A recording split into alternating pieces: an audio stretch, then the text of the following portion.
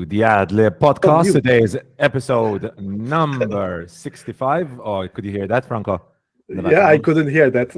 Now it's just like, "Ooh."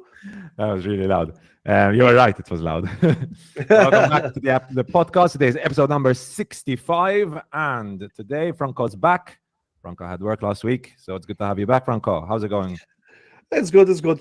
The day was off because yesterday there was St. Patrick's. I hope everyone is nursing their hangover properly. I know many people took the day off for sure. It was, by the way, quick tangent. I know this has nothing to do with movies. The music yesterday was ear bleeding loud. And I'm not someone who like I've went to Glitch Festival, I've went to even Earth Garden, I've went to other festivals. It was not as loud. It was like insane. Even my ears are still hurting right now. You're referring to St. Julian's? Yes, St. Julian's. I don't understand. It's like people enjoy like shouting while talking apparently, and having like Anyway, I used to enjoy that, and not anymore. Not anymore. No, Yeah.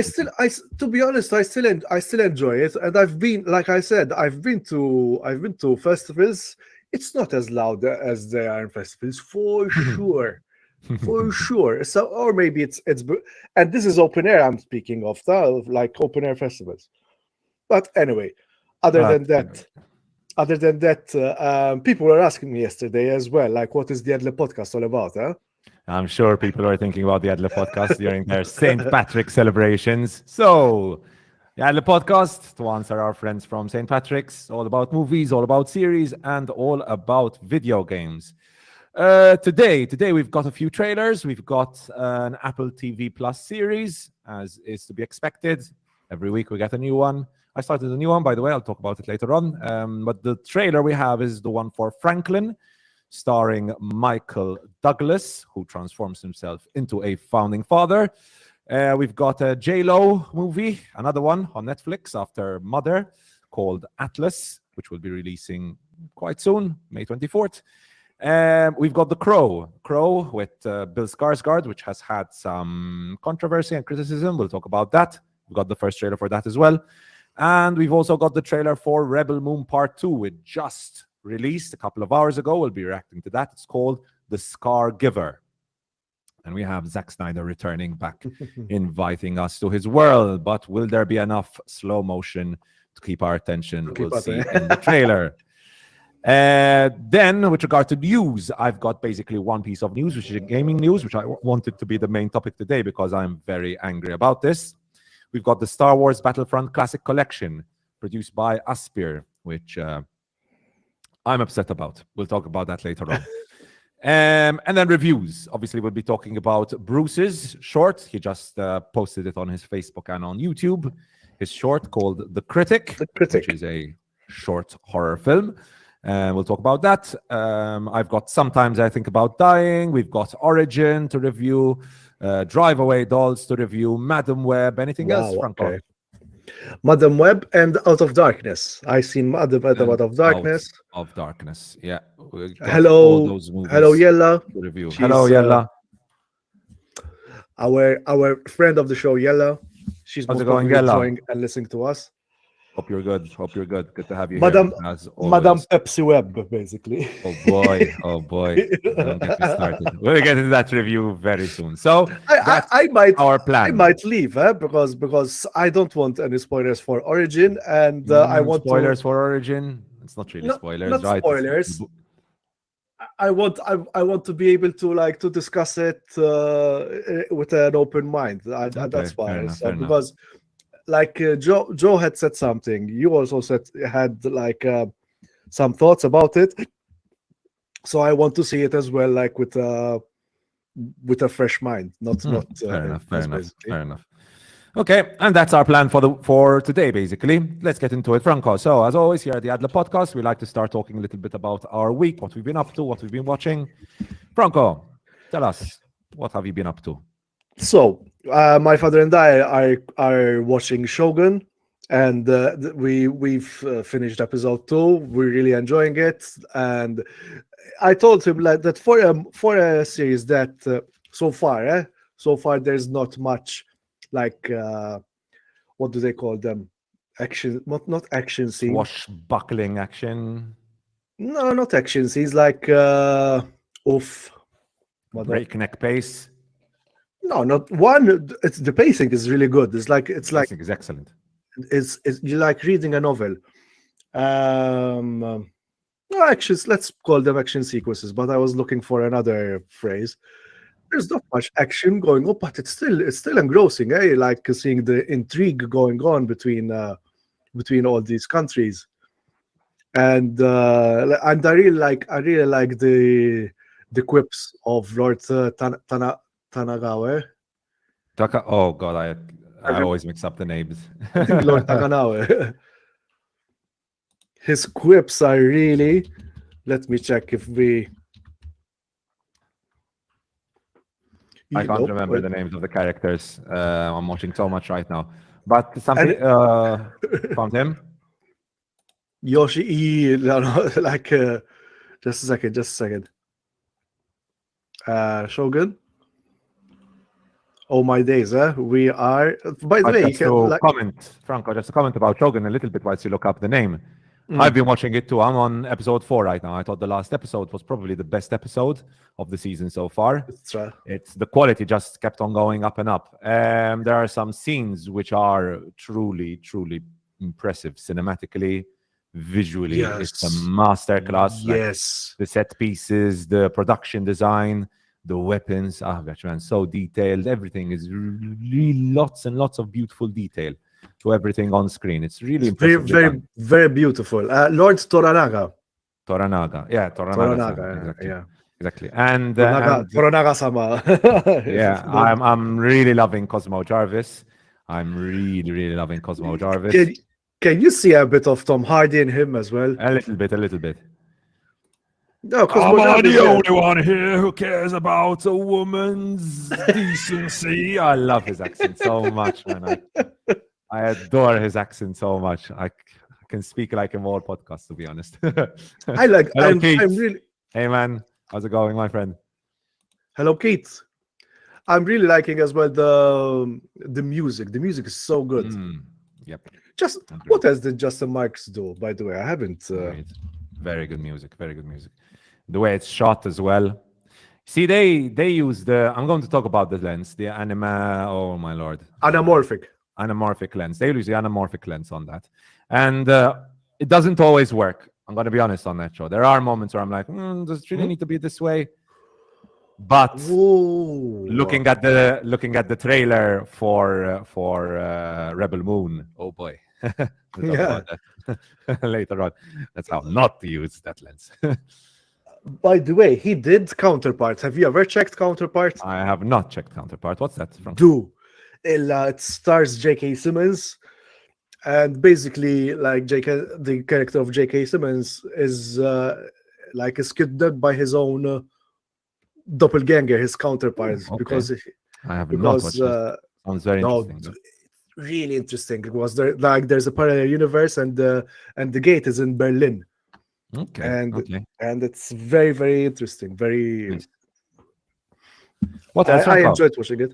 So I've been reading this book. I know the title sounds very heavy, but it's a wait. So Men Who Hate Women. Oh boy. Okay. By Laura Bates. It's about the incel culture, involuntary celibate culture. There's also other cultures that she takes in. Tough read, but very essential. Like it really gives.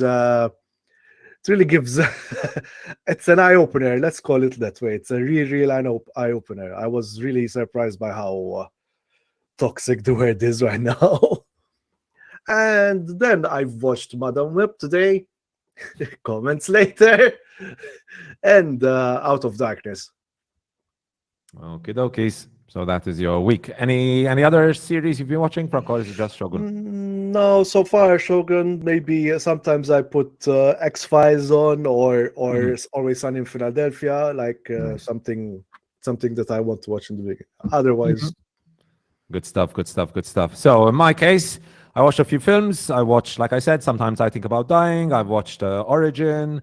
I watched Bullet Train last year. I hadn't watched Bullet Train so far, and I was on Netflix and like, what the hell am I going to watch? With Stuff. Brad Watched Pitt. it with my dad. Yeah, with Brad Pitt. It's a good cut. It's a decent cast, to be honest. I liked it. I think it's a well-made, stylish little action film. Some good humor as well in it. Some very good humor. I think Brad Pitt takes an interesting turn in this role. Yeah, overall, I had a very good time. Obviously, there's Hiroyuki Sanada in that as well. He is the elder in it. Yeah, but overall, it's a great cast as well. Michael Shannon being the antagonist as always, the White Death. Joey King had an interesting character in it as well. Overall, very good. And I was really impressed by Aaron Taylor Johnson. I don't think I've ever seen him in a big role before. Obviously, he's doing Craven. I don't think I've ever seen him in like a big role, but he had a very big role in this. And He's in Fall Guy as well, apparently.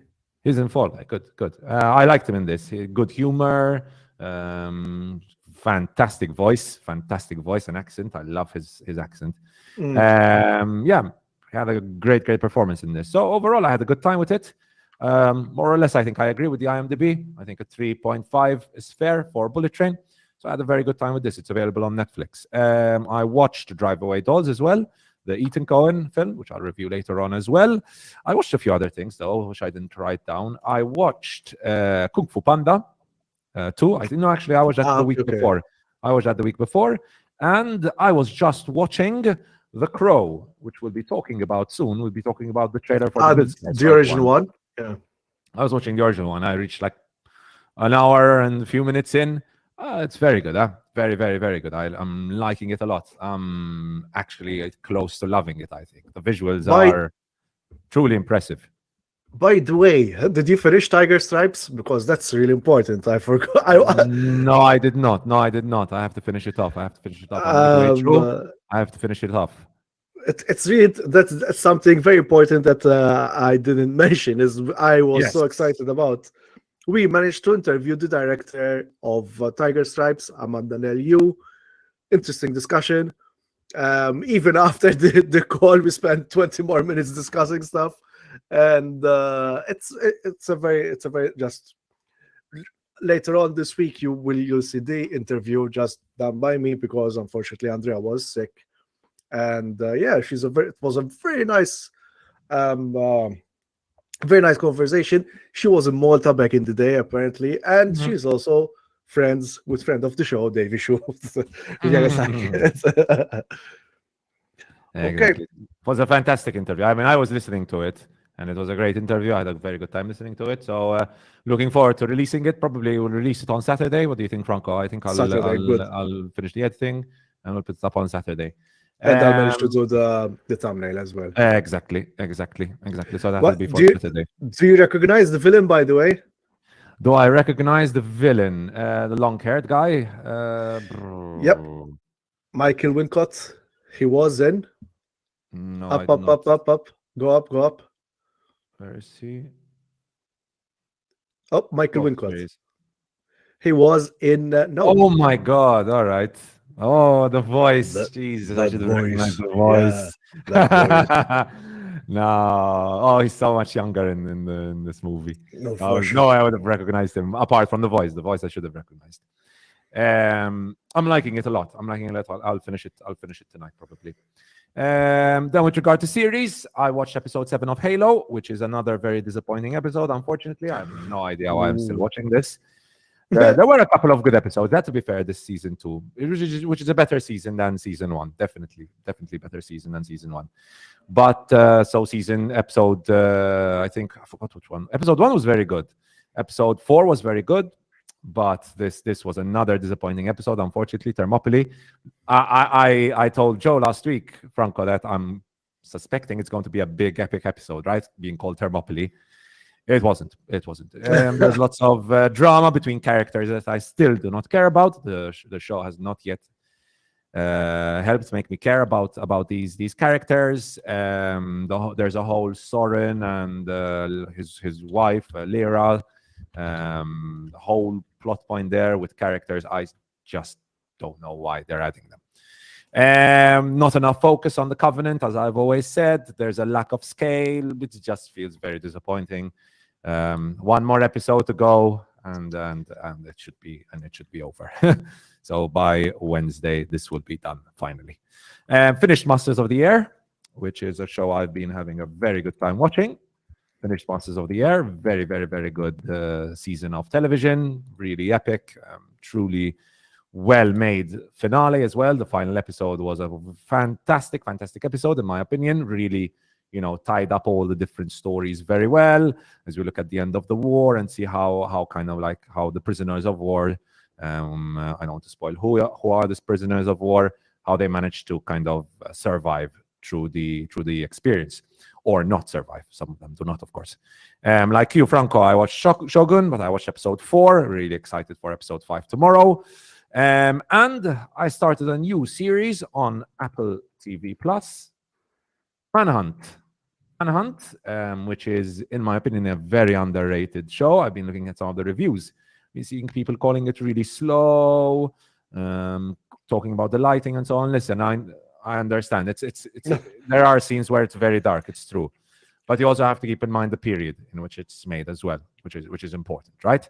And here we're talking about post-civil war America, and this show focuses on the manhunt of the famous actor Booth, who had assassinated Abraham Lincoln. And so far, the first 2 episodes have been fantastic. I think 2 very good, solid episodes. First episode was obviously, very well paced and very exciting because of the whole assassination element. And episode 2, we see the start of the manhunt, right? And I think it's very well done, very well made show, great production design, as always. We've come to expect that out of Apple TV Plus. We're going to be commenting about it very soon, in fact, now. And I highly recommend it. If you're a history buff like myself, you enjoy these period piece shows, definitely check out Manhunt on Apple TV Plus. That was pretty much my week. So, Franco, with that, I think we can get into our first trailer of the day. And also, let's not forget to tell the viewers and listeners, tell us what you have been watching, tell us what we should check out, tell us what books we should read, any news that we might have missed this week, which are really important news. And don't forget to subscribe, comment, talk, interact with us. We don't bite. Andrea does, but I don't know. Yeah. And do also follow us on Letterboxd. I'm Maltese Falcon 87. Andrea Gravina is Andrea Gravina. And we also keep up to date on our Instagram and our socials. Yeah, Instagram especially. I mostly have time to post on Instagram because I share it quickly through my phone. Been posting some reviews here and there and updates whenever an exciting piece of news comes out. So I've been keeping busy with the Instagram. So follow us there. Make sure to follow us there and like our posts. I put in a lot of effort on them. And with that, let's get into the first trailer, Franco. First trailer of the day is, in fact, a trailer for another Apple TV Plus period piece, Franklin. It's interesting how Apple TV Plus used to be well known for sci-fi, Franco, and now they're kind of like making a move into the period piece kind of genre. And so far from what I've seen from Manhunt, very good. But now we've got Michael Douglas, who transforms into a founding father in the first Franklin trailer. With barely a month left to the premiere of the historical TV show Franklin, Apple TV Plus decided to finally unveil the first trailer for the limited series. It stars Michael Douglas, and seeing Ant-Man and the Wasp: Quantumania in brackets next to Michael Douglas really hurts. As Benjamin Franklin, one of the founding fathers of the United States that helped come up with the Declaration of Independence. Series premieres on April 12th. The trailer for Franklin reveals that once again Apple has spared no expense when it came to production values. Franklin's scope doesn't seem too different from other Apple historical drama, Napoleon, which obviously we had thoughts about, but that's a discussion for previous day. However, in past times, the fact that it was a series would suggest a story told on a limited budget. Now, however, the spectacle is as much part of the series as its intriguing storyline. Franklin will also be set apart by its approach to the title character, While we've seen this type of story 1,000 times, the Apple TV Plus series will focus on how unique Ben Franklin's story was. At 70 years old and with no diplomatic training whatsoever, the politician managed to use his fame and charisma to outmaneuver the likes of British spies, French informers, and hostile colleagues. By the way, before we get into the discussion, Franco, Keith giving us a little update. He said he watched Wicked Little Letters, Little Wing, nice. and I have finally started watching TV show Devs.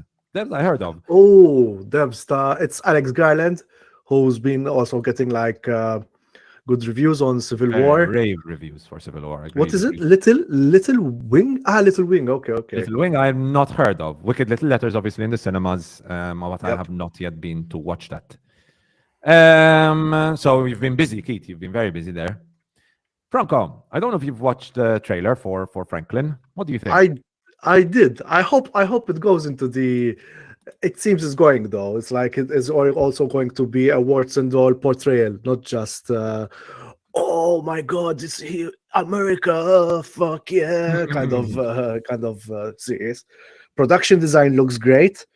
It's nice to see Michael Douglas in this as well.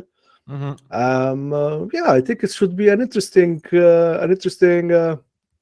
watch. I would say it's giving off Napoleon vibes, but how Napoleon should have been most probably. It's not taking, like, you can tell there's a very serious story being told here, right? But there are some like a bit of humor here and there, but not overdone like it was in Napoleon. Napoleon, it was way overdone. It was way overdone. And I'm fine. Listen, I'm fine with giving us, good humor in a historical period piece. I'm all well and good with that. But then don't try and also create a historical epic at the same time, because then your tone is completely off, right? It goes off, yeah. What makes me excited about this, Franco, is you've got some very good writers. Howard Corder, who worked on Boardwalk Empire, which is a fantastic show, in my opinion. Now, this is based on a book, apparently. It's based on the story of the book, A Great Improvisation, Franklin, France, and the Birth of America, by Pulitzer Prize-winning author Stacy Schiff. We'll be talking about another Pulitzer Prize-winning author later on in our reviews, obviously for Origin. Production design, Franco, like you said, looks insane. I mean, Apple with all the money, right, to throw at these kinds of shows. And I'm happy they are. I'm happy they are throwing all the money at these shows. The sets look delicious, beautiful, stunning. Now, the question of historical accuracy, obviously, I'm not the biggest expert of American history. I'm not going to pretend to be an expert of American history. We didn't really cover it either at university or at sixth form or at secondary school, to be honest. But it'll be interesting to see how historically accurate they stick to this. But at least with regard to costumes, the background, the sets, they look great. That's all I can comment about that. Michael Douglas, Franco, what do you think about Michael Douglas in the title role? No, it seems like it's a good meaty role that he can sink his teeth in. So it's nice to see him. It doesn't seem that he aged as badly as Pacino and De Niro. Yeah. No. He's still looking nice. Even Tommy Lee Jones. Suddenly, I was like, oh my God! I realized how he's basically a grandfather, not a grandfather, a great grandfather already. Look, my friend Gravet Nara Shogun and Kanta San Luigi, hey. Xini look vella. San Luigi. Jesuiti. Because of the Jesuits, right? Yes. Apart from the fact that actually a bit of a spoiler, but not really, it's just mentioned. Malta's actually mentioned in the 4th episode. Ooh. I won't say how, but it's actually mentioned in the 4th episode. I was actually quite surprised, but it makes sense in the context. Very much makes sense in the context, right? I don't think we had Jesuits. I know British. I think by that No, by the time we were on it was the night, so most probably through the order could be anyway. Through the order, yeah, probably. So Franklin arrives April 12th on Apple TV Plus. Next trailer, Franco, we can just skim through. Not really something that caught my attention too much, but it is a sci-fi. We all like sci-fi, right? And apparently Netflix viewers love Jennifer Lopez because Mother was a massive hit on Netflix. In fact, Collider tells us after eviscerating Netflix viewership records last year with her action film, The Mother, Jennifer Lopez is set to return to the streamer in just over 2 months for the sci-fi thriller Atlas. The first trailer shared by Netflix today shows her thrown into the driver's seat of a mech suit and sent on a mission to recover a renegade robot with a connection to her past. All hell breaks loose, however, as she crash lands on another planet and tries desperately to reach out to her allies. Lopez plays the titular Atlas Shepard in the new film from Brad Peyton, I think, a genius data analyst with misanthropic tendencies and an even greater distrust of AI. Finds herself stuck in a predicament where the only way to save humanity from a rogue AI is to rely on another to help defeat it. Franco, you've seen the trailer for Atlas.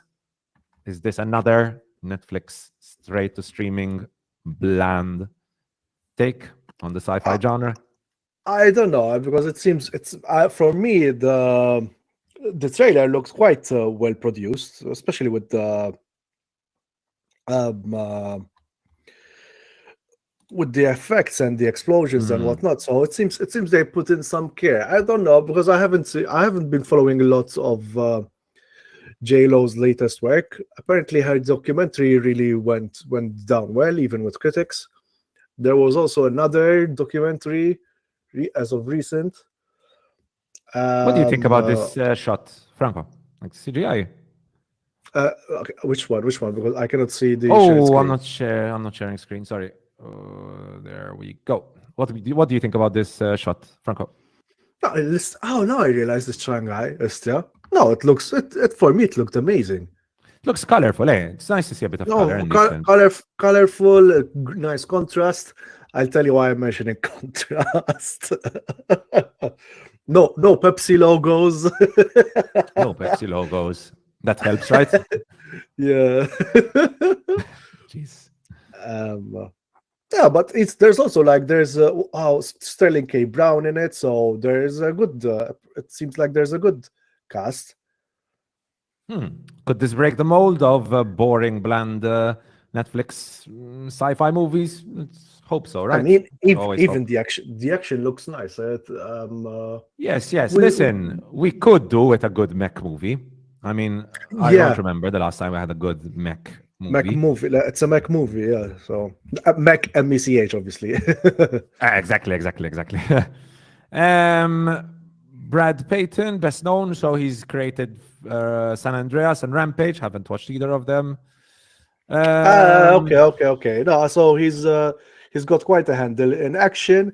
I don't know as far as, because that's what they did. Rampage and San Andreas is just like popcorn movies, not Sibolio. My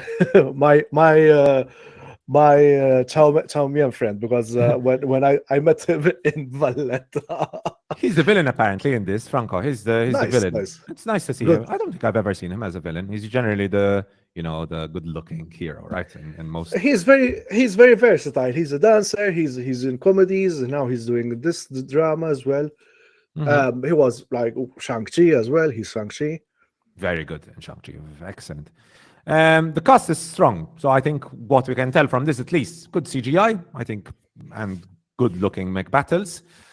Sterling K. Brown, Mark Strong. It's a solid cast as well. So Mark Strong as well as So yeah, I mean, it's promising. Like I would give it a whirl as well. And it's a film, not a series. So it probably would be around 1 hour and a half, 2 hours. Can't 2 imagine hours it most being longer probably. than that. So Atlas releasing Friday, May 24th. We'll be looking forward to that. Sorry, my cat is dreaming, so all of a sudden she went like. And next up, not a cat, but the Crow. The Crow. And we've got Bill Skarsgård in the remake for The Crow. Now, this was a funny little take by Collider. We're not saying that The Crow reboot has helped keep us in business, but it certainly hasn't hurt. For well over a decade, the project has been attempting to take flight with everyone from Mark Wahlberg, Jason Momoa, being attached to the role, first performed by, obviously, the late and rest in peace Brandon Lee in Alex Proyas's 1994 live-action feature. Even Alex Skarsgård was rumored to be in the mix back in 2013, which is ironic when you consider that his younger brother, Bill Skarsgård, is the actor who finally ended up portraying Eric Draven, a.k.a. The Crow, more than 10 years later. After recent news revealed that Lionsgate had swapped the release dates of The Crow with the John Wick spin-off Ballerina, and a teaser came in for Landing, it shouldn't come as much of a shock that the trailer was on the way. The day has finally come for the reboot to rise from the ashes, giving audiences a well-deserved and long-awaited peek at the dark action flick. Now, Franco, I know you haven't watched the Original Crow. Original The Crow, but having just watched this trailer, what do you think about it? Yeah. It's very. I don't know what it's going for. I don't know if it's going for like. Apparently, I think it's going for there's a resurgence in emo and goth and the goth scene as well in America. Maybe they're going for that cash grab now. I haven't seen the original, but I feel that the original somehow had more personality, considering the time that it was shot. So much personality. Like from the hour I've watched, it's just man, it's a product of its time. It's very much a product of its time. I don't know. I don't know.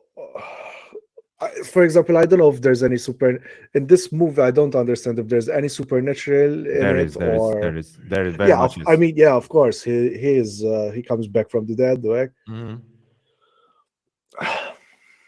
It seems like aimed much more to the young adult audience to be. It's not This as is edgy. this is very no. It is edgy actually. Like there's quite It's not some as edgy as bloodletting the in it. original. It's not as edgy as the Okay. original. The original goes there and some. The original goes there and some. I Okay. can tell you, I've just been watching it and it goes places. It really does go places. Visually, Franco, what do you think about it? It's a little bland, eh? It feels it's sanitized, you know. There's no, you know, because from what I've seen with the original, it was quite a crunchy contrast.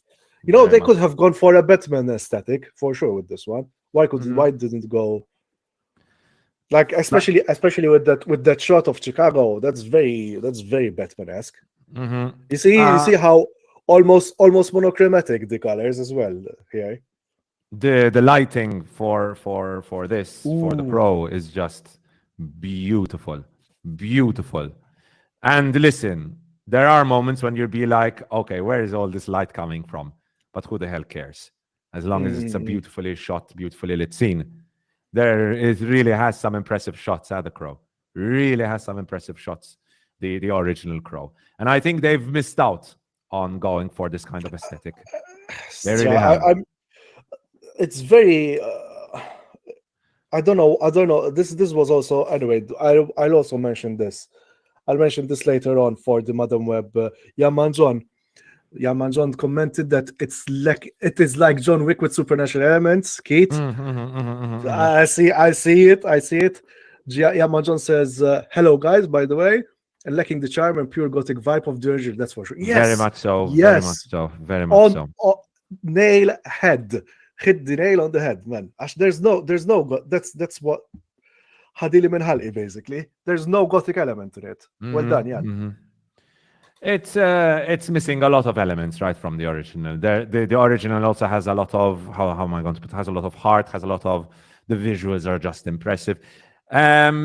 Now, obviously, here we've still have to talk about the fact that we've got a fantastic actor in it, right? Because we've seen Bill Skarsgård in loads of movies, and we know he's a great actor. So especially action, he's it seems like he's stunting his way into becoming an action star. We saw like Mhm. Boy as well, this one as well. So he is a great actor.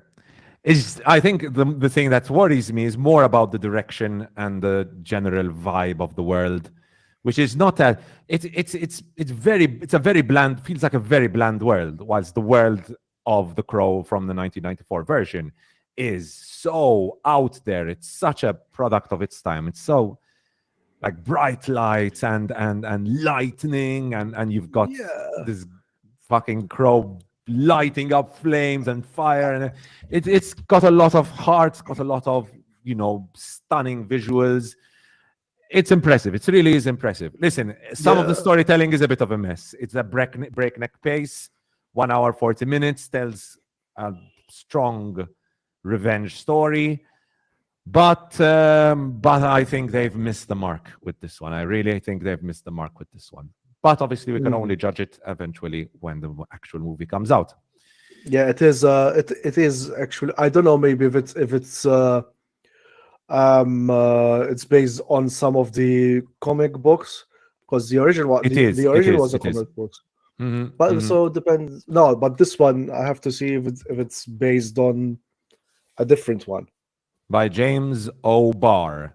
By James O'Barr, yeah. Now, the director, Franco, is Rupert Sanders. He's done Snow White and the Huntsman, Ghost in the Shell, and he directed an episode of Foundation for Apple TV.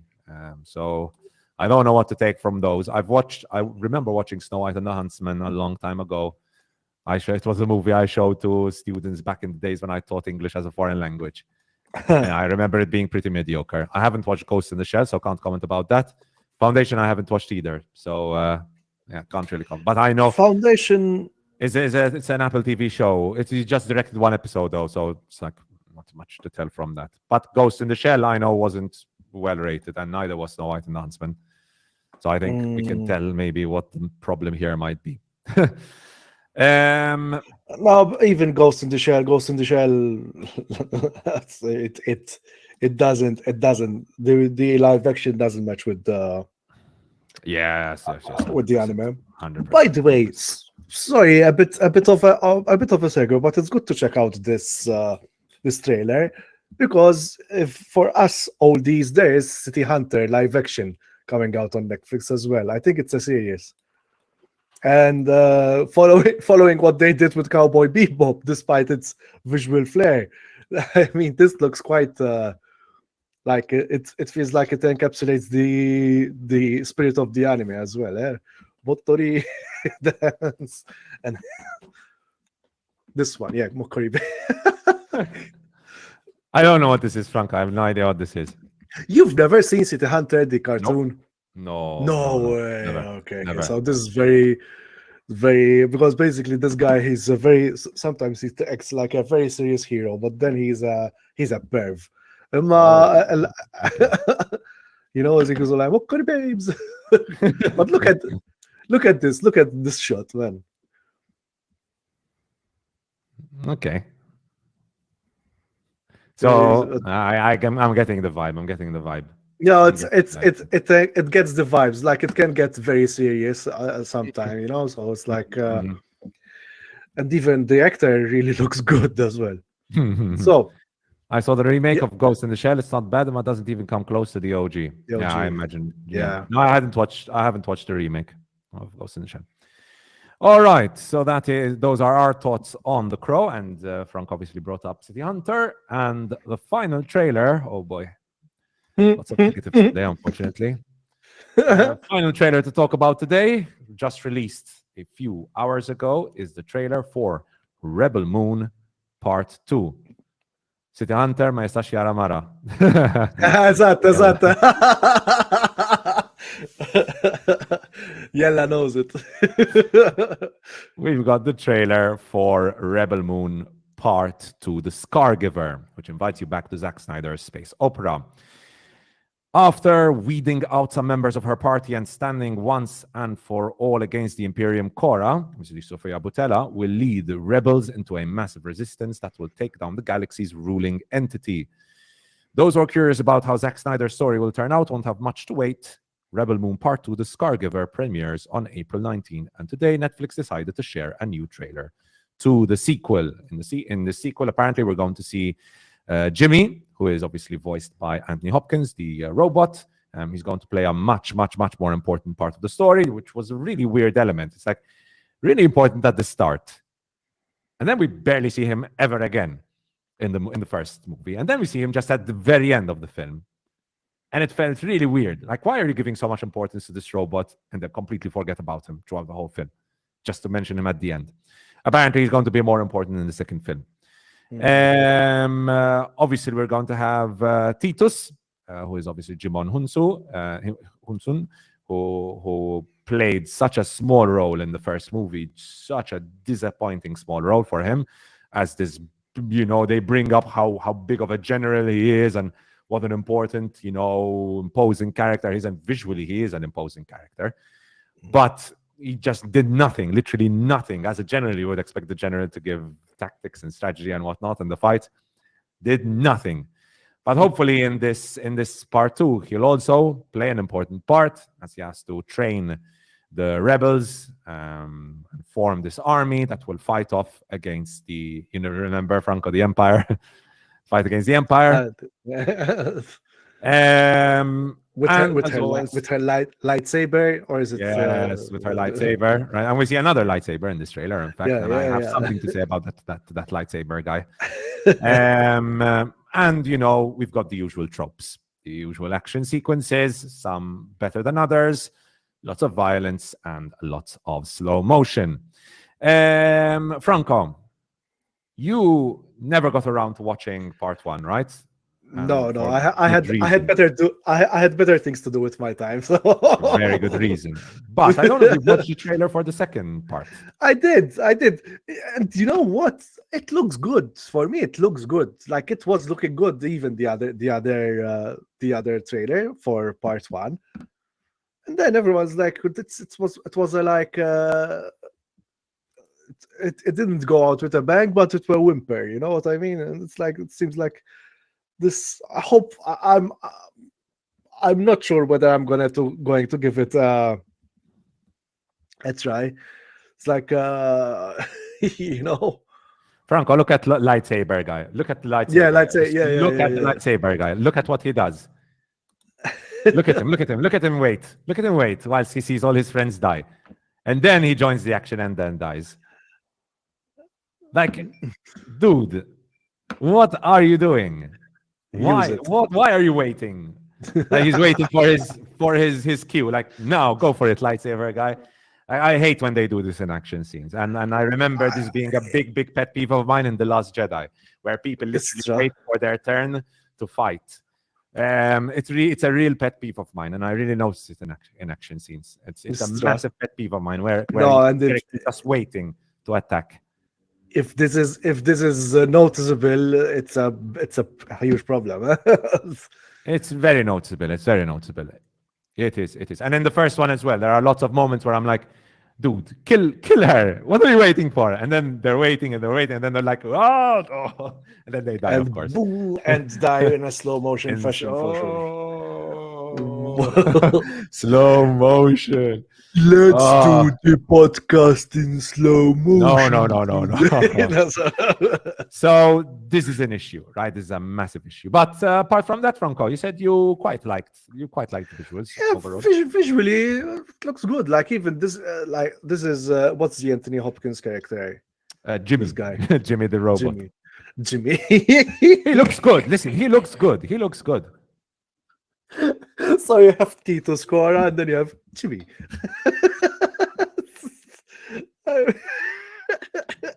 Sorry. I don't know why it's funny, but it's like those names sound very imposing. Yes. And then Cora. Jimmy. It's like it's like I was expecting like Jimmy to be some the guy who gives the quips kind of character, not like this robot with gravitas and then Anthony Hopkins voice. The Anthony Hopkins voice, right? That's the thing. You got the epic Anthony Hopkins voice. I could listen to Anthony Hopkins tell stories for hours. Man, that guy's And, voice is just so soothing. anyway, Yeah, Franco, you were saying about the visuals? it looks for me. It looks nice, but I don't. I try to steer clear. Maybe if you're a completionist, you might watch it. I guess, right? I'm going to finish it. Like, I mean, I watched part 1, I'll watch part 2, right? And I think part 2 will be better than part 1 because it's going to have lots more action, right? It makes sense for part 2 to have more action. This seems for me. It seems that this Rebel Moon didn't need to be in 2 parts. For freaking I mean, sure. If you can do Seven Samurai in one film, you can do Rebel Moon in one film. Exactly. I know, exactly. You know, Seven Samurai was 4 hours. How long was it? 3 hours? 3 hours, something, I think. And to be honest, the samurai in Seven Samurai had so much more character to them than the characters we have in Rebel Moon. And Rebel Moon is split up into 2 films. I mean, now maybe we'll get all the character development in the second part, but what's the point of the first part? Like, the whole point of the first part was to set the world. All right, some of the world building was decent in the first one, despite some of the weak visuals here and there. And oh my god, I will never forget the towers which were not rendered. That scene was horrific. But you would expect part 1 to be like what they did with Dune, right? Set up the world, set up the characters, make us like the characters, and then you get the boom, full blast action in the second part. But they failed to set up the world in a very interesting way, to set up this unique world, because the world feels very derivative from other franchises. And it failed to make me interested in any of the characters, not even Sofia Botella's character in this, Cora. Nothing stands out for her. What is she? She's a good fighter. She stands up for herself. Wow. Oh my god, I haven't seen that before in a film. Right? Nothing makes her, different. Nothing makes her catch your attention. Nothing makes you want to empathize with her, which is an issue, right? Which I hope can be solved in part 2, but I seriously doubt it. So character development is an issue. It's going to be hard to get into the world again, this was my number 4 in biggest disappointments and my number 5 in worst movies of last year. I wouldn't say I hated it, but I'm close to hated this movie. It was so bad. It was so bad. The lens, Franco, I don't know if it's something that annoyed you or not, but there are scenes where I'm like, Jesus, it's so out of focus. It was bothering me a lot. Well, it could be just me. No, it was also a problem with what's it called?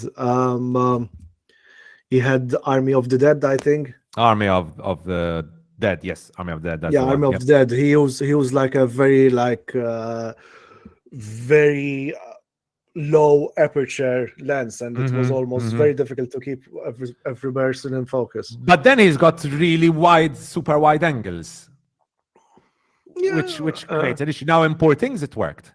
Because in Poor Things, that's apparently what they went for, and it was stunning in Poor Things. Here, but for these but in Poor Things, you have a certain visual look for it, where some of that blurriness kind of fits with what's going on. But it doesn't make sense. Here, it doesn't make sense. Why do you have blurriness on the sides when you have this wide shot, this epic wide shot of spaceships? It does not make sense. Very even it seems like a sliver of depth of field as well, huh? Like the focus. So can you go back? I just want to see where the focus is on that shot. Stop. See, so the focus is there, and you shake the camera as well, like with this. It doesn't make sense. It makes absolutely no sense, in my opinion. Oh, it doesn't make sense. No, you're right. Even the tilt shift, it's almost a tilt shift, because you can see one ship. The engine is in focus, and then the rest of the body is out of focus, and then you see the front ship, which is in focus. It's weird. It's weird. I don't get. It looks video gamey as well. Even the lighting is very video gamey. Yes. Very much so. Very much so. But anyways, we'll see. Rebel Moon Part 2 comes out on April 19th. But no. We'll see. And then obviously you'll have my rant or review that week, basically, or next week, because that usually comes out on Friday. So obviously on Monday. Okay, and with that, guys, let's move on now to the news. Now I've got a bit of a rant here, Franco, just a couple of minutes. No worries, no Try not to worries. take too much time. But this past week, Star Wars Battlefront Classic Collection released on Steam. It's apparently released on Xbox as well, I believe. I'm not sure if it released on PlayStation. Now, I am a big Star Wars Battlefront fan. I love the whole concept, the multiplayer, love it. I love Star Wars. I love shooting things as a rebel. I love shooting things as a droidka. I love being the big Star Wars heroes. I love using the Force. It's a game made for me. And it's a game I've played for many years. I still have the old versions on Steam, on EA, on the EA store, basically, because obviously that was made originally by EA. However, for some reason, gaming company Aspire, I'm not sure how to pronounce it, released a classic collection of Star Wars Battlefront. I mean, with the reputation that it's going to get, it will aspire. The company will aspire, expire most probably. Yeah, expire exactly. And as Forbes rightfully tells us, Star Wars Battlefront Classic Collection has been something of a mess, with players experiencing mass server issues at launch, and while some were fixed, don't know what was fixed, others persist alongside other larger issues with the collection itself. Massive issues. Now, they released a statement thanking the community for the overwhelming support. I've seen no support. I've just seen angry people. Oh my God, what a fucking gaslighting message. Liba, man. At launch, we experienced critical errors with our network infrastructure. Now, we'll talk about those critical errors. The result was incredibly high ping, matchmaking errors, crashes, servers not appearing in the browser. Since launch, we've been working to address these issues and increase network stability, and we will continue our efforts until our network infrastructure is stabilized to prevent further outages. Please continue to report bugs, errors, or unexpected behaviors to our support team via our request form. Do our job, basically. But thanks for your look. Thanks for your support. No. Thanks for your support. Apparently, right now, Battlefront Collection is the 9th lowest rated release in Steam history. Let's talk about it. So what has happened here? In the meantime, I want to bring up some gameplay. And from the gameplay, you can really tell how bad this thing is. But what are the issues with the Star Wars Battlefront Classic Collection? Well, first of all, servers are a mess. So what happened was basically launch night, which I believe was Friday. I had bought it Thursday, I believe. Released on Friday. And on launch night, around 10,000 people joined in to play. Now, apparently... Are you sharing the screen? No, I'm not. No, I'm not right now. No, I'm not right now. Okay. I'm going to share it right now. Now, apparently, only around 200 people could play the game. Why? Because the servers had a total of 3 servers with a total of 64 slots each, 64 players in each server. So from those 10,000 people, basically around 200 people at a time could play the game. Number one, and that is shocking, unacceptable, because you pay money for this. You're paying money for a game that was released over 20 years ago. Multiplayer was unplayable, completely unplayable. Camera constantly twitching around. Here I'm referring to the online. The offline works fine. Campaign was overall okay. There are some issues which I'll refer to later on. Camera constantly twitching around. Anytime you die, the camera just goes and drives you crazy. It's really, really shocking how bad it was. Controls, horrible. Yes, Jan, 60 gigabytes for just copying and pasting on current gen consoles is a disgrace, and I agree completely. It is a disgrace. Characters constantly glitching all around. Wait, hold on a second. This is the recent release right now? Yes, this is the recent release. They didn't even bother to remaster it. The graphics look shit, man. Recently released. The graphics are what's the point? And that's the final point I'm going to make, right, Franco? But since you're mentioning it, I'm like, what's the point of all this? The only thing we're getting from this is the 64 players servers. But what's the point of this? Like, the graphics are still horrific.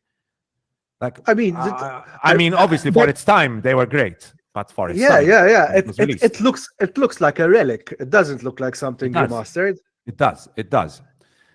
Jan mentioned the 60 gigabytes, right? It's like, why are we downloading 60 gigabytes? Now, I did some research about the 60 gigabytes. Apparently, there was no compression at all was done with the files. Literally nothing is compressed.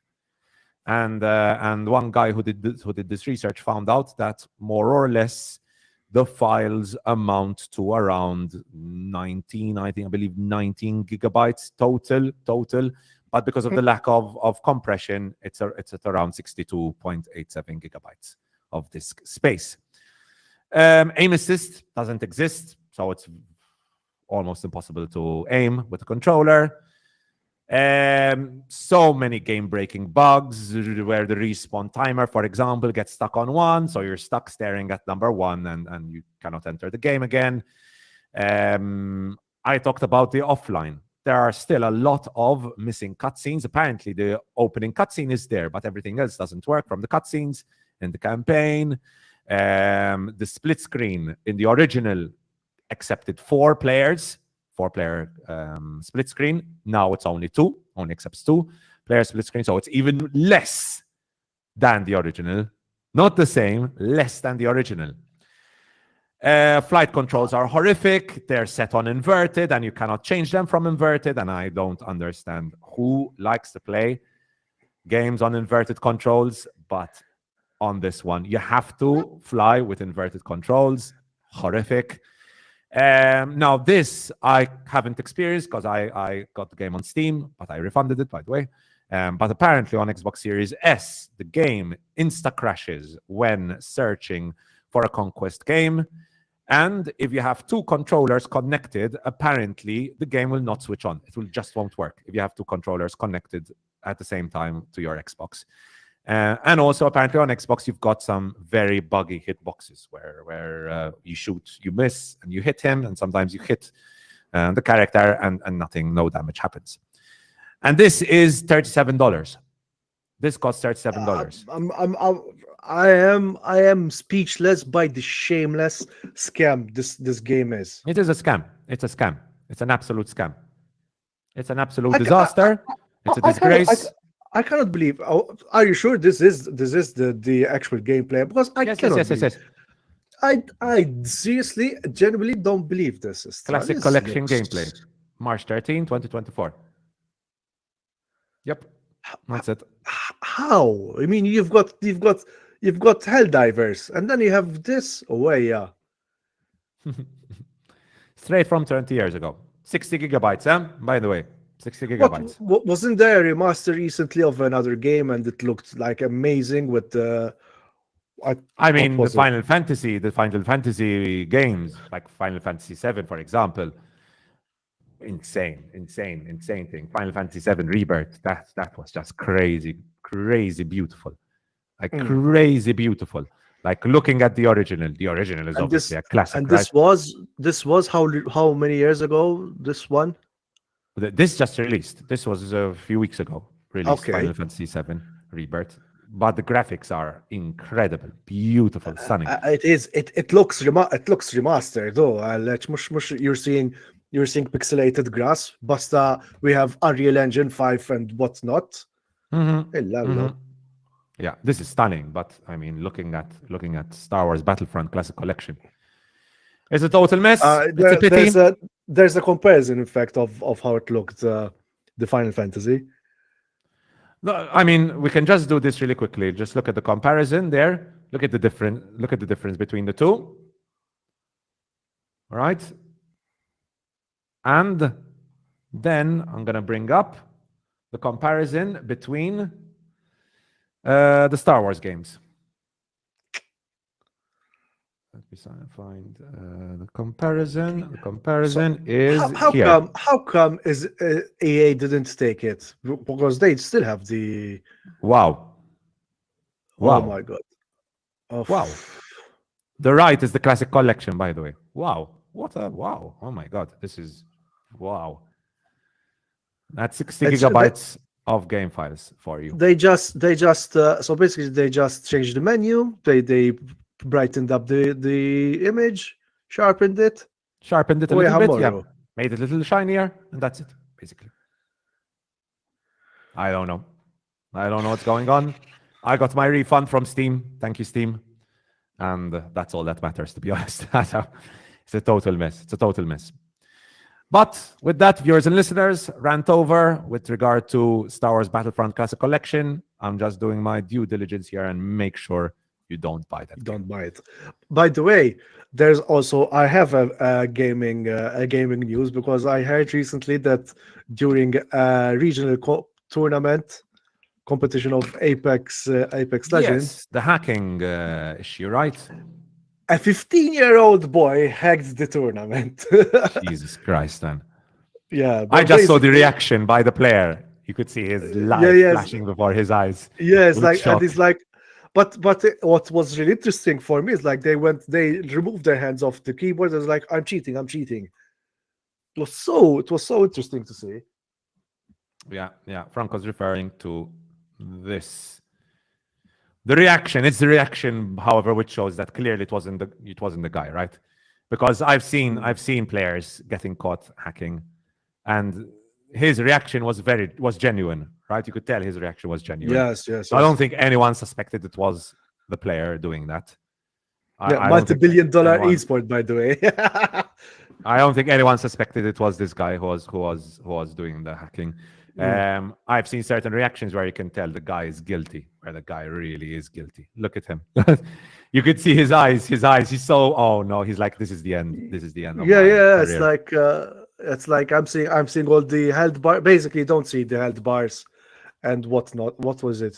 You don't see the names or the held bars whatsoever. And he's like, no, guys, I'm cheating. I think I've been hacked. Very good stuff. So that's it for our news section of the podcast. And with that, Franco, we'll get into the reviews. Do you want to start off with Out of Darkness, Franco? We'll Out of do Darkness, okay. first. Out of Darkness. So let me bring it up really quickly on IMDb. So, by the way, before we get into the reviews, viewers and listeners, don't forget to leave a like if you are enjoying the podcast. And let us know what movies you would like us to review in the coming weeks. Next week, obviously, we've got Ghostbusters Afterlife, which I believe is coming out. So we'll definitely be reviewing that next week. This week, we've got quite a few reviews, actually, Franco. Lots of reviews for smaller movies, nothing to, none of the big blockbuster movies. But it's nice to review some indie movies here and there. And the first one is it The Origin? What is Original title, Out of Darkness. Is it this one? Out of Dark. Okay, let me see. This one, right? Yes. This is the one. Yeah. Yes. Yeah. Oh, The Origin. Okay. Original title, Out of Darkness. Yeah. Original title is Out of Darkness. So, Franco, go for it. So, in the old Stone Age, a disparate gang of early humans band together in search of a new land. But when they suspect a malevolent mystical being is hunting them down, the clan are forced to confront a danger they never envisioned. So, part of the selling point of this movie is that they use like Stone Age language. So imagine Apocalypto meets Valhalla Rising. If anyone, have you seen Valhalla Rising with Mads Mikkelsen? And it's a movie by Nicholas Winding Refn. So it reminded me a lot of that, but with less mysticism and more horror elements. For me, the cast did a great job. Stunning cinematography, especially. I said I will make again reference to Madame Pepsi Web.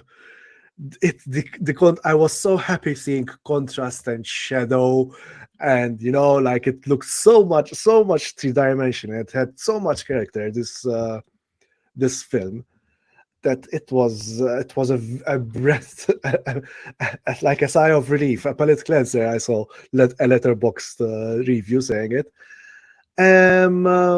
Very visceral. Like there's some really good practical effects, some places, and it made me think like you have to putting yourself into their shoes of having no phones, no lights, staying in darkness, battling the elements.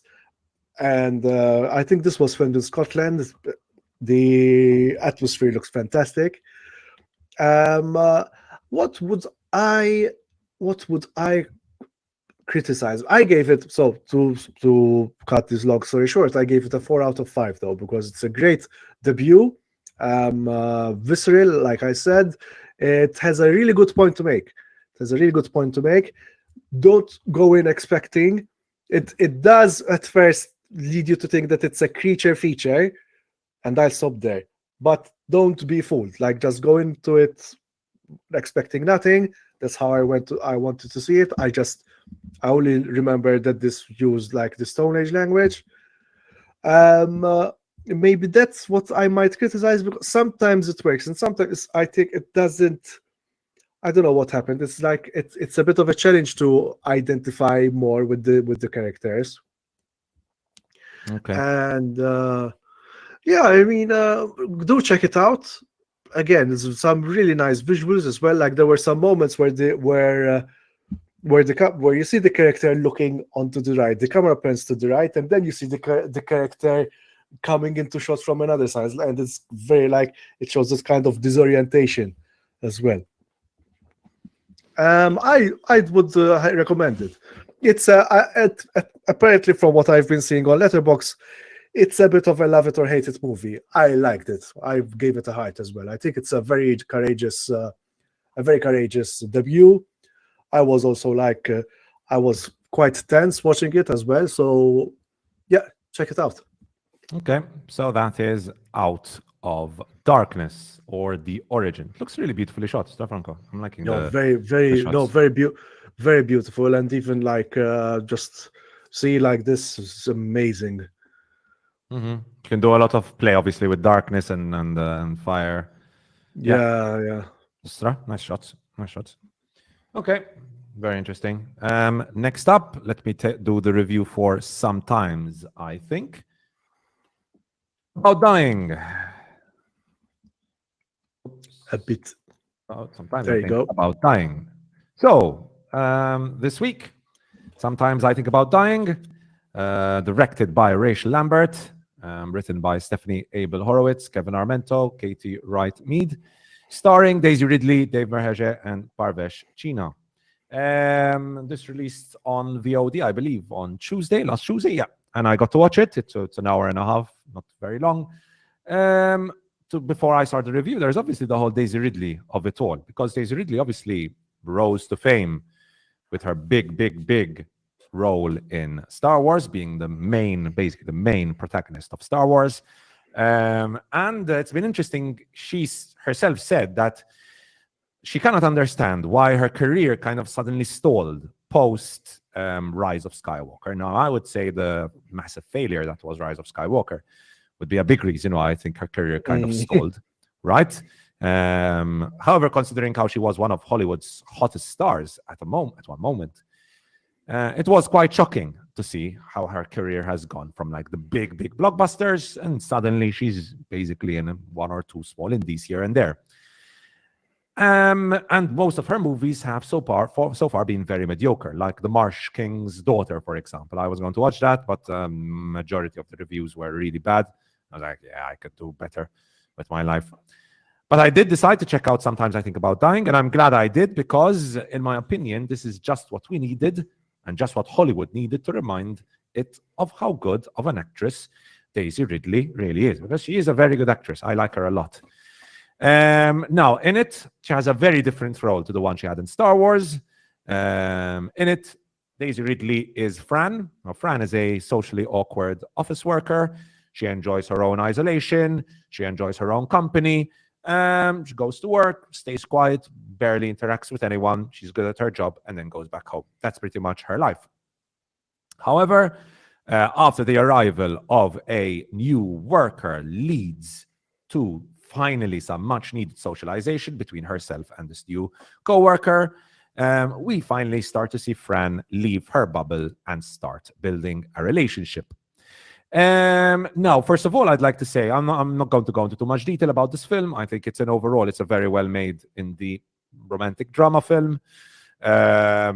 It's interesting in how it looks at how millennials like myself are spending our day, how we are spending our days, like going to work, going home, sleeping, going to work, going home, sleeping, going to work, going home, sleeping, and basically spending our lives in just that.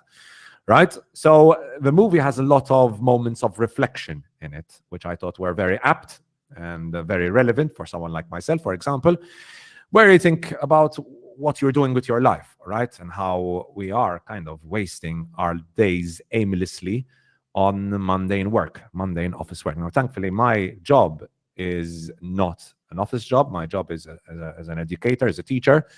So it's a little different to France. But still, I do feel how mundane it feels sometimes. And I could empathize a lot with Fran in this film.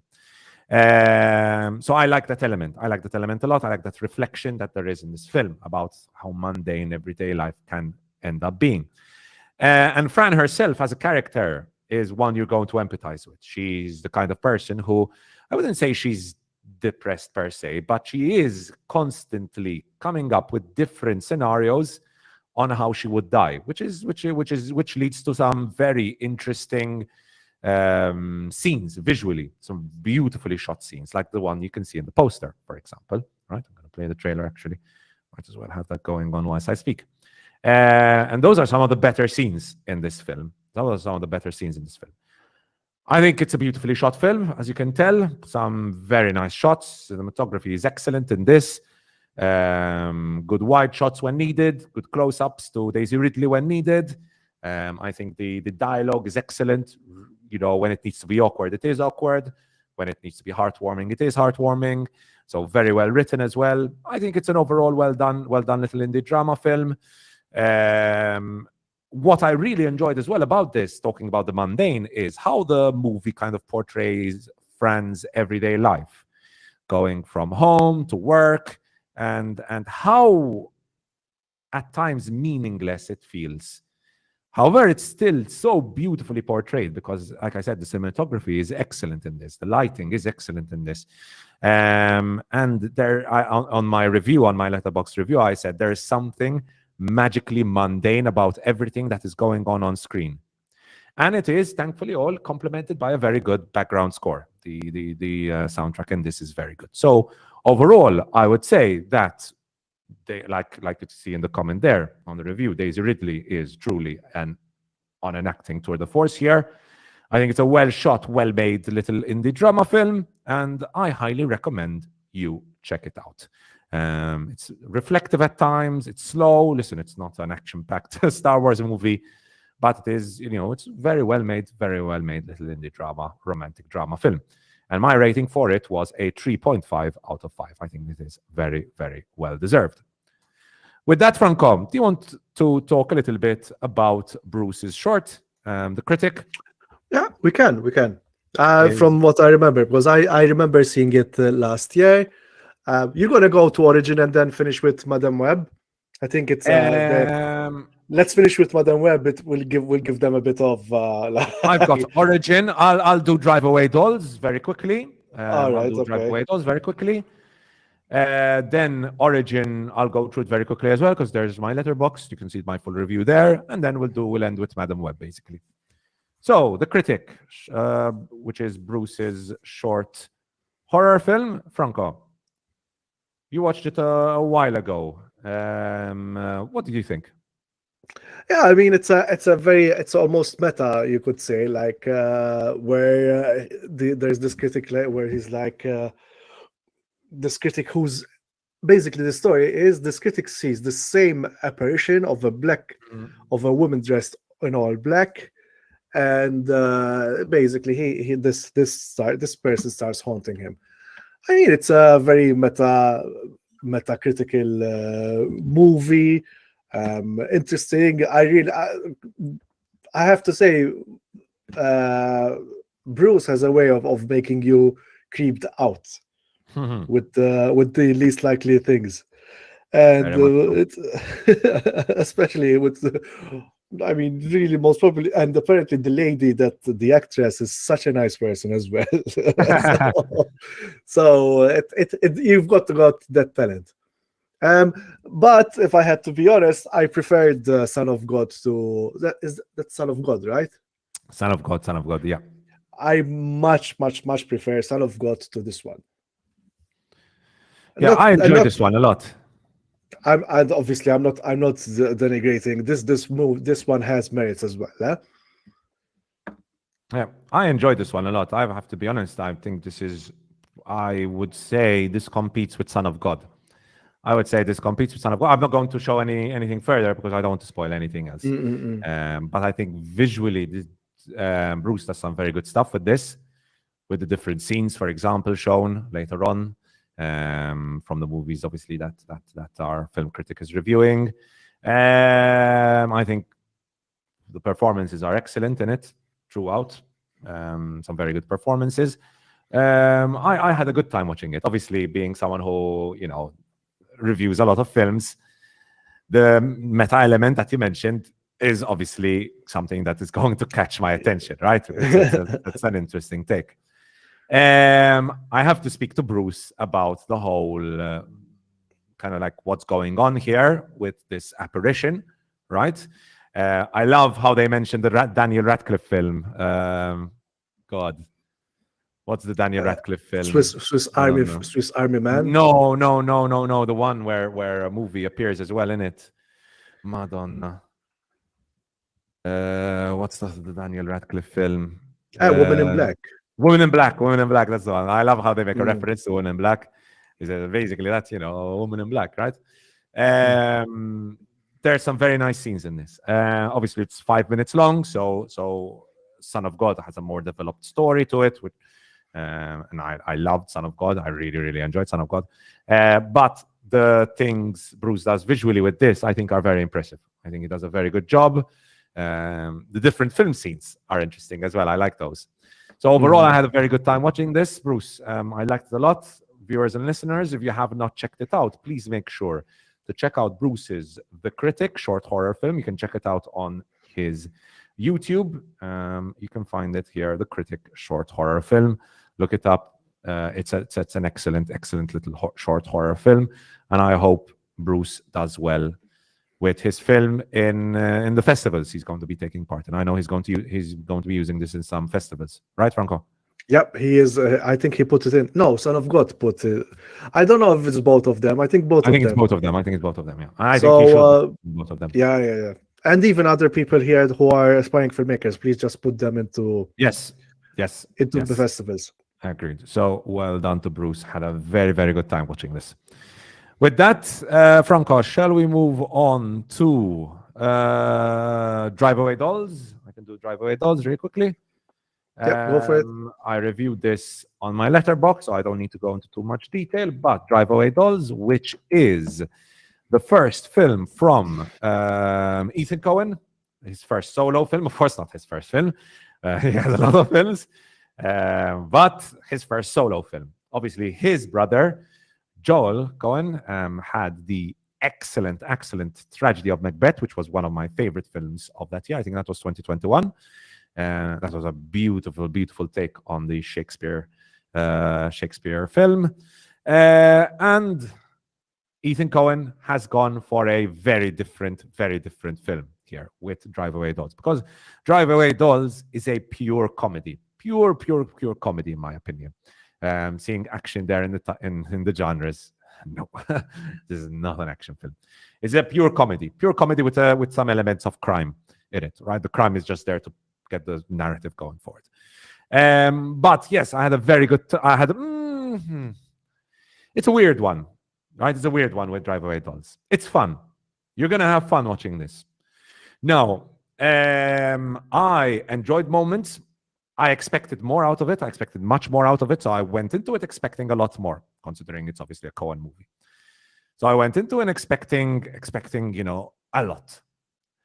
I came out of it quite happy, but it's the kind of movie that the more you think about it, the more you're like, this should have been much better, right? This should have been much better. It's beautifully shot. I think there are some scenes where you're like, yeah, this is a Coen film, right? True and true. It's beautifully shot. I think that some of the humor is excellent, really made me laugh. Some of the humor really, really makes you laugh, right? But ultimately, it's meaningless. And that was my big issue with this, right? So like this scene, for example, that scene was funny. That's in the opening scene. Really funny. The Matt Damon scene, hilarious. I laughed my ass off for like 10, 15 minutes in the Matt Damon scene. But ultimately, I'm like, are you sharing the screen, not just in case? Or no. The Matt Damon scene, hilarious, really, really funny. There's a Matt Damon scene at one point, really, really funny. There he is. But ultimately, it's meaningless. Ultimately, it is completely meaningless. I enjoyed the whole lesbian element added to it. It was a much needed element of a fresh take on this classic tale, because the tale here is truly classic, right? Basically, you've got two women, Jamie and Marion. They're both lesbians who decide to go on a road trip to Tallahassee. And when they order a car from a drive-away car service, they are given someone else's car due to a misunderstanding. Surprise, turns out the car was actually meant to be taken by a group of criminals. And second surprise, the car had some very illegal cargo stashed in it. And listen, you're going to feel like, I've heard this story before, right? And I did feel at times like I've watched this film so many times already, where I've seen two persons taking the wrong car and finding something illegal stashed in the car, right? We've seen this so many times. And like I said, the whole lesbian element of it all freshens it up a little bit. But, that's not enough, right? You've got two great actresses in the lead roles, Geraldine Viswanten and Margaret Qualley, who are both very good in the roles. One of them is the quiet one, quiet, stuck-up kind of one. Margaret Qualley is the more, hey, I'm from Texas, and I can't do a Texas accent, sorry. And they're both very good in the role. I think they're both very funny. Very good chemistry between them as well. I think both of them have very good comedic timing. They're both two very good comedic actresses. And I'm very much looking forward to seeing more of what they do in the future. I'm also looking forward to seeing more solo projects from Ethan Coen. But this, as fun as it was watching it, just doesn't amount to much. It's a simple raunchy comedy. If you're looking for a simple raunchy comedy, you're going to have fun. If you're looking for more, which I was looking for more, you're not going to get it. Nothing complex. Nothing too deep about this. Thematically, in the plot is so basic. It's childlike almost. And that was disappointing, right? That was disappointing. My final rating for this, to be honest, I originally gave it a 3. I'm between a 3 and a 2.5 because it was fun. The fun you have in it is a 3 out of 5. But then you're like, but what did I get out of it? I had a few laughs and that's it, right? So my rating will change according to my mood, probably, with this kind of film. I'm going to leave with a 3. On Letterboxd right now, it's on a 2.5. Because when I reviewed it and wrote it down, I was like, yeah, I think this deserves a 2.5. I'm between a 2.5 and a 3. The rating will change according to my mood. But yeah, I still recommend checking it out, even though it's not a high rating, because it's funny. And if you want 1 hour and a half of like mindless laughs, you can do much worse than this film. And there are some genuinely funny scenes, and it's well shot. I mean, it's a Coen, right? I mean, how can it not be well shot? So that is my review for Drive Away Dolls. Origin is next. I'm not going to spoil anything, Franco. Okay. Not going to say anything, not going to go into detail. I'm just going to say check my Letterboxd review for Origin. I think it's a very, very, very well-made film. I know Joe didn't really like it. And I agree with him that it's very educational. Right? So Origin is basically the story of Isabel Wilkerson, who is a award-winning author, right? Whose first book, her debut, The Warmth of Other Suns, the epic story of America's Great Migration, Was a massive hit. Was a massive hit. Received incredible praise. And she followed that with her second book called Caste. Oh my God, I can't remember the rest of the name of the book. Caste something. Caste. The origins of our discontents. That's the one. The origins of our discontents. I think this is a very ambitious undertaking by Ava DuVernay to chronicle the tale of the author, but she doesn't just chronicle the tale of the author. We also get scenes, historical scenes from different moments in history. Franco, do you want me to get into the whole theory of the book, or do you want me to avoid that? No, go for it. Because I have an idea. Just I maybe it is a movie. You know, when you say that this is a movie made for me, most probably this is a movie made for me. Yeah, I think so. I think you're going to like this a lot, Franco, from what I know, from the way you enjoy your films. It's emotional at times, very emotional. I think the cast do an amazing job in portraying their characters. It moved me a lot at times.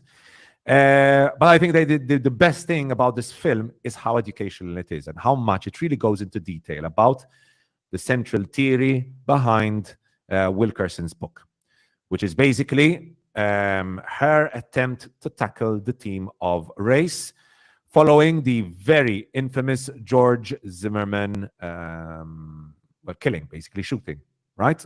George Zimmerman, Trayvon Martin. Trayvon Martin, Trayvon Martin, right? Now, her take is basically an attempt to approach. Let me keep that scene because it's a nice scene. An attempt to approach race, in the sense that she's trying to approach race by looking at it through the caste system, wherein she's comparing racism in America to the caste system in India, to the Nazi movement in Germany, right? And she's taking these three different situations. And her theory is that race is not the only important factor in bigotry, because obviously you've got the case where in India people are of the same race, yet they are still looked at as inferior people. And it's the same case with Jews, right? The majority of Jews were white. However, they were still seen as inferior by the Nazis. And so her theory is that it is caste that is at the center of it all, where you've got one group of people who portray, look at, push people, their opposition, their enemy, their opposing faction, or also we've got obviously slavery, right? And push them through different methods to make them look as inferior to the rest, right? Whether it's the Jews, whether it's I forgot what they're called in the caste system, like the lowest of the low people in the caste system in India. I forgot what they're called. And obviously Jews and obviously black people in America, right? Whether it is through the capitalist system, whether it is through burning of books and having a leader like Hitler, blaming Jews for the loss of World War I by Germany, right? And though all these elements showcase a group of people as being inferior. That is her take. Now, you can agree, you can disagree. I personally disagree with this take. I think there are too many differing elements between these three different, like historical elements, too many differing historical elements between these three situations. But I respect her take. I think and I respect Ava DuVernay for making this film. I think it's a very, very ambitious film, and I enjoy ambitious films, and I think it works. As much as I disagree with Wilkerson's theory, I think it's a very well-made film. There are some moments, and I'm not going to specify, but there are some moments where it feels a little on the nose, and they are very evident, right? But I enjoyed it. Well, enjoyed it is a weird one because it's such a heavy topic, right? Where you're not really enjoying it, but you can appreciate it's a very well-made film. So overall, I think Origin is a very educational, very eye-opening film to, this new race theory that I personally was not informed upon. I did a lot of research after that. It brings up big thoughts when it needs to. It brings up big emotions when required, strong performances. It's a very engaging film. Although there are some moments where I was like, yeah, the pacing is a little poor here and there. This is definitely not Duvernay's strongest outing, but I mean, she's a director who has made some excellent documentaries, excellent documentaries. And I think this is one of her stronger films. It's an ambitious swing, and I definitely respect the swing and definitely recommend it, even if you disagree with the take. I recommend checking it out because I think this deserves to be seen by lots more people. My rating for Origin is a 4 out of 5. Franco, Okay. with that, shall we move on now to the final review of the day?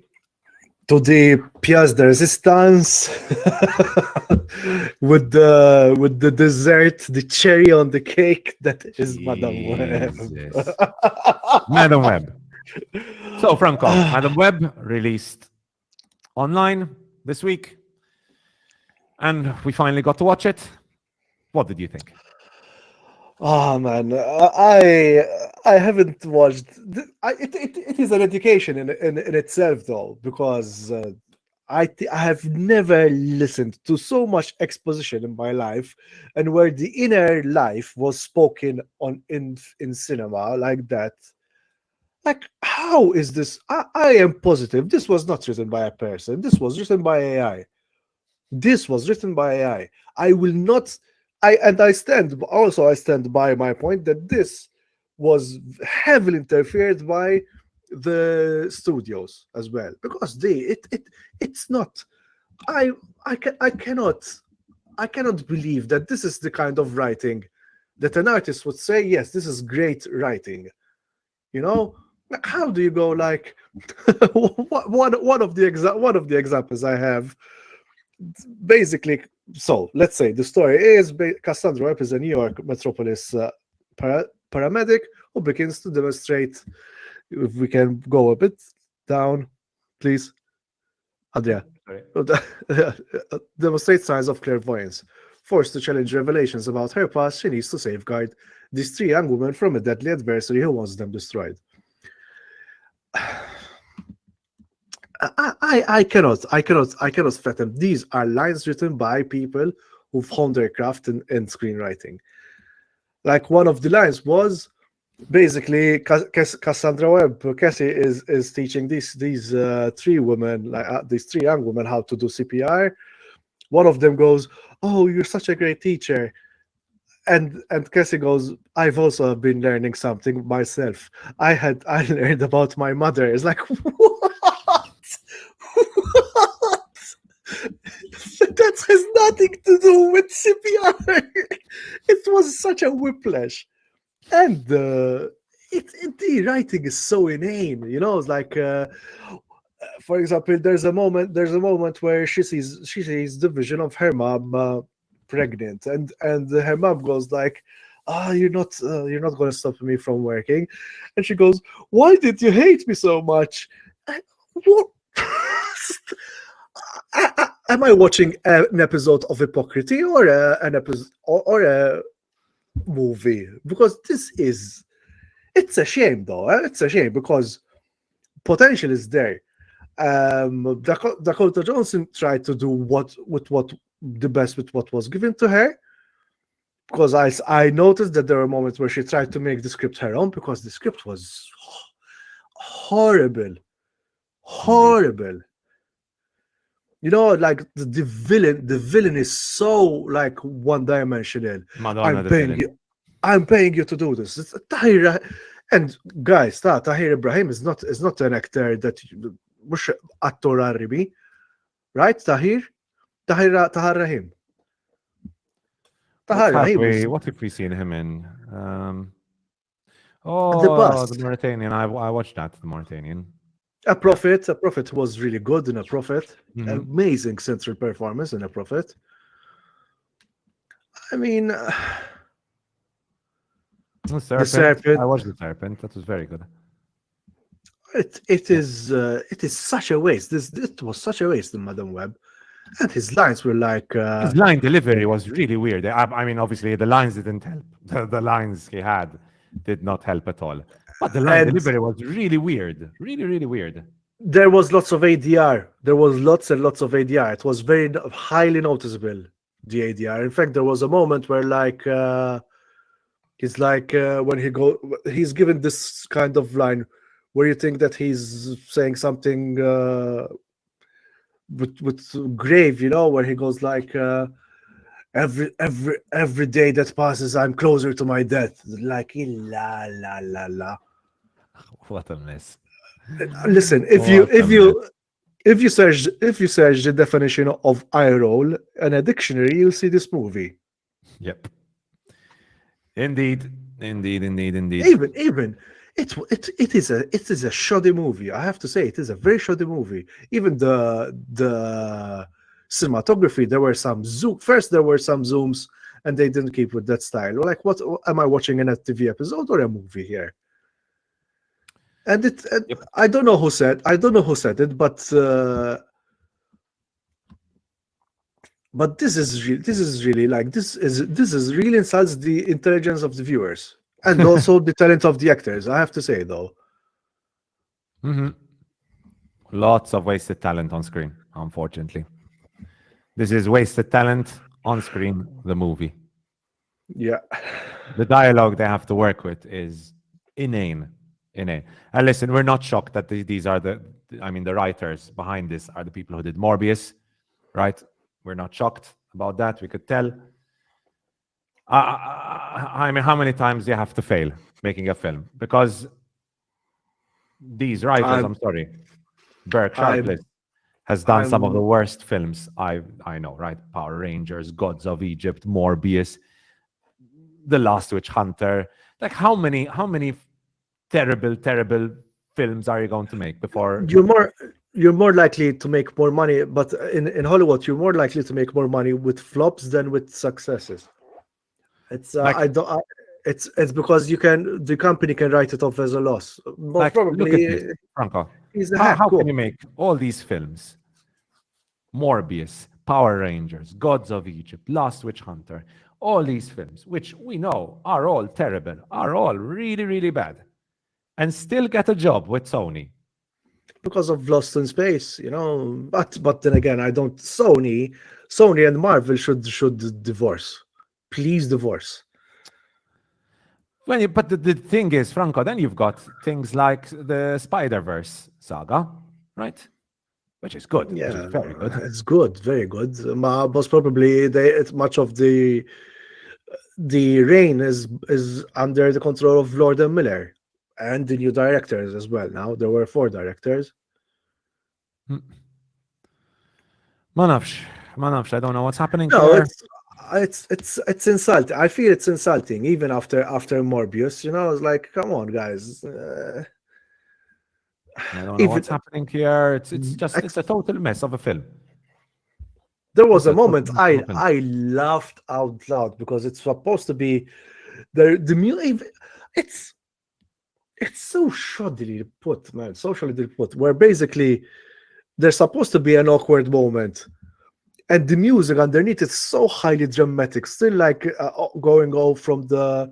I told you guys, you don't take yourself seriously. You're too selfish. Like, okay, like, and then you see Sydney Sweeney wearing her glasses, and I laughed out loud because it was such a. And then Dakota Johnson basically turns around and goes like, "Oh, please." Yeah, some of the watching this, you would think that Sydney Sweeney, Dakota Johnson are really bad actresses. Tahar Rahim, you'd think these are like, what the hell? And Adam Scott, what the hell is? How did they get? I mean, money, right? But what the hell is Adam Scott doing in this? How much was the budget for this one, bro? This I don't think the budget was too much. No, they didn't have a big budget for this. They did not have a big budget. Yeah, but we've seen. Sorry, I mean, I'm not getting angry with you, but we've 80 seen million. 80 million. 80 million. I mean, they made the creator with 90 plus million, around 90 million. So That's one thing. Godzilla -1, not 50 million. How was it? they're around less than 50 million. You know why less than 50 million? Because I saw the No, behind the obviously. scenes. The, The yes, director is also head of VFX, so he was like yes, in yes. the floor with the VFX The artist. director was originally a VFX artist, basically. That's where he started. Yeah, and it wasn't a question of cutting corners, a question of being very smart about the effects as well. Very much so. Very much so. I mean, nothing good because literally there's nothing good I can say about this film. That's the sad thing. Like, I like to be as positive as I can about any film, as much as I dislike it. But I really could not think of a positive to say about this film. Everything about it is bad, and this is a film with Sydney Sweeney in it, with Dakota Johnson, who are two actresses who are right now. And the end of this movie, when you see all those costumes, Madonna. you see all those costumes, like, where the fuck are these costumes? Because they were really, I mean, the costumes look great. So what the hell did you do with those costumes? This is supposed to be a superhero movie, not an Origins. And the effects, the visual effects were so bad. Visual effects were horrific bad. Like, I don't know what happened here. The action is awful. Awful action. Really bad action. Really bad action. I don't know what happened here. I don't know what happened here. And the sad thing, Franco, is the cinematographer for this, because I know the cinematographer, is Mauro Fiore. And he's done some very good stuff. He's done Training Day. He works a lot with Fuqua. He's done Training Day. He did Tears of the Sun. He did The Kingdom. He did Avatar with James Cameron. He's done The Magnificent Seven. He's done a lot of decent stuff. So this is a cinematographer who knows. I mean, he's done Avatar with James Cameron, right? Like, this is a guy who's done a lot of very good stuff. And the cinematography in this was horrific. Like, some of the scenes, the shaky cam was just like, what the fuck is going on? But the editing was also a mess, Sanders. The editing, some of the scenes were so horrifically edited. Like, the scene with the bus, not the bus, Madonna, where there's the crash on the bridge. That scene, shocking editing, really shocking editing. Where there's no continuity between one scene and another. It's just poorly made. It's just a really poorly made film. Ultimately, Franco, do you think our viewers and listeners should go and watch? Not if you want to come out of it with a Pepsi addiction. That's all. Because there's the Pepsi product placement is also in your fucking face. Very much in your face. Very much in your face. Very much in your face. And there's no heart behind it. There's no heart behind it. No care in the filmmaking. No care in the. They didn't even release a second trailer. They just released one trailer and that's it. Like, come on. They knew they had a fail on their hands. They very much knew they had a fail on their hands. But I sometimes wonder if these movies these movies deserve like, how would they call them? Not a rehash, a reboot. These movies deserve a reboot. I would keep the same actors and change the script completely outside out. There were some lines you didn't need to say these lines whatsoever, for sure. And especially having someone like Tahir Rahim, who has a great screen presence, even like he could just not say anything. And most probably that's why I felt like lots of lines were edited later. Like ADR. It has to be. Like the scene where he was speaking to his to the woman who was looking at the cameras. There were some moments there. I was like, wait, what? He's not saying that. Yeah. Like, really bad, really bad stuff. Like when he you notice it when he's sitting on the steps as well. Yep. But we'll conclude with that, Franco. Rating for Madam Web? 1 on 5. 1 on 5. I mean, I didn't 1 on 5 is, so it's a 1 on 5. 1 on 5 is being kind as well, huh? Very much being kind. Very much being kind. Very much being kind. So, viewers and listeners in the chat, let us know if you have checked out Madam Web. If you are one of the unfortunate few who got to watch this film, I hope. No, look, you did not. this is what I suggest. Watch this movie and learn how not to write a movie, how not to direct a movie, how not to shoot a movie. And I'm not joking. Like sometimes watching bad movies helps you to see like Yes. what doesn't work. So if you're going to What watch you it, shouldn't do. exactly. What not to do. So, thank you to our viewers and listeners for joining us. That is our final review of the day. Today was an efficient show, 1 hour, 45 minutes. Thank you, Franco. It's always a blast. Always a blast. Thanks, Thank you, guys, Bruce. for reviewing my short film. Thank you, Bruce. Thank you, Bruce, for gracing us. You know, like, for example, if you want 5 minutes of good fun, watch Bruce's short. If you want Exactly. 2 hours, 1 hour, Pain. almost 2 hours of nothingness, Madam Pain. Web. Like, Bruce most probably would have done a better job at this movie, for sure. Imagine now he writes a review. Busy Bruce. Been filming tonight. All right. Imagine he watches Madam Web and he gives it a 3/5 review. Oh. Well, I'm expecting a Bruce review for Madam Web, to be fair. I'm expecting a Bruce review.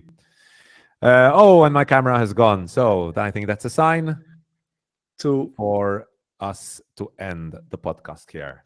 So with that, viewers and listeners, thank you so much for joining us. Sorry, my camera is dark right now. I'll keep my closed eyes there. Thank you to our viewers and listeners. Thank you, Franco. Been a blast, Closing his eyes, always. closing his eyes from Madam Web, basically. Exactly. And with that, peace out. Ciao, ciao. Ciao.